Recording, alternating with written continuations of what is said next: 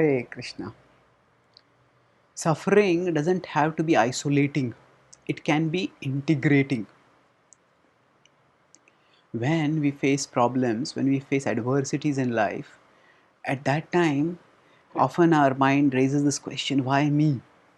And especially if we get sickness or we get criticism or we get something like that, which makes us feel which makes us suffer while others seem to be going on normally with their life enjoying, then that makes us feel even worse, that why am I suffering like this? We start feeling very isolated, very lonely, and that loneliness becomes the opportunity for the mind to beat us further. So the mind first gets us alone and then it devours us. It beats us. Just like if a person wants to if a thief wants to rob someone, if that person is with others, it's difficult to rob. So the mind gets us alone and then gets us. Now what we need to do is we shouldn't let ourselves get isolated. So when suffering comes, it can also be integrating. How? Because although the specific problem that we are facing may not be being faced by others, but the principle of there being problems is common to material existence. Suffering in this material world is democratic. It comes to everyone, be they wealthy, be they highly educated, be they very good looking, be they having lots of connections. Still, suffering comes upon everyone in this material existence. Krishna talks about this in the Bhagavad-gita 8.15 when he says, he talks about this twice actually. 8.15 says, Mam upetya punarjanma dukkhalema shashvatam napnuvanti mahatmana samsiddhim paramam gataha. He says that this world is dukkhale ashashvata. It is temporary, it's a place of misery. And those who become devoted to him, they do not come back to this miserable world, they attain his abode. And similarly, 9.33 Krishna states that Anityam asukham lokam imam prapya bhajasva mam. Therefore, having attained this temporary joyless place, please worship me, bhajasva mam. So essentially, suffering is a fact of life.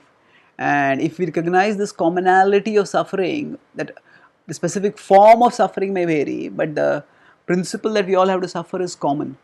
And when we understand that, then we can move forwards in our journey towards Krishna, recognizing that it is in absorption in Krishna that there is relief from suffering. So it can actually integrate us with Krishna rather than separate us from him.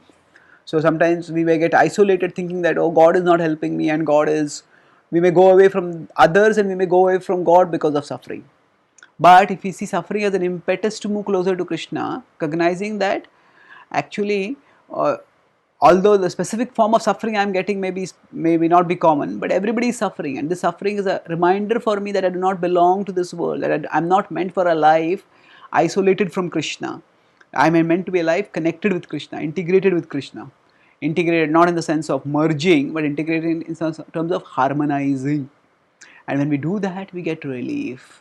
So further, actually even the specific forms of suffering that we go through, there are people who are going through those forms of sufferings.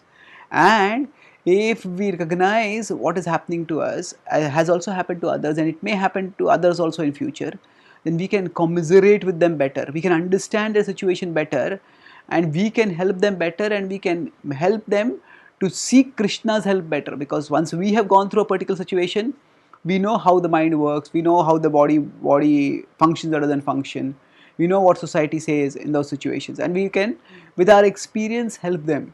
Thus, suffering, instead of making us alone, isolating us, it can integrate us with Krishna by deepening our conviction that it is only by absorption in Krishna that I can get real relief and real happiness.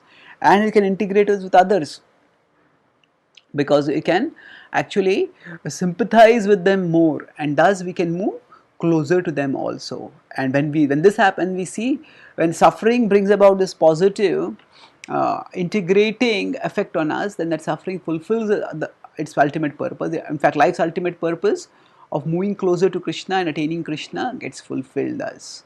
And we ultimately go beyond the realm of all suffering to Krishna's abode. And even while we are in this world, by our absorption in Krishna, by our concern for others who are suffering, we don't let the mind make the problems bigger than what they need to be.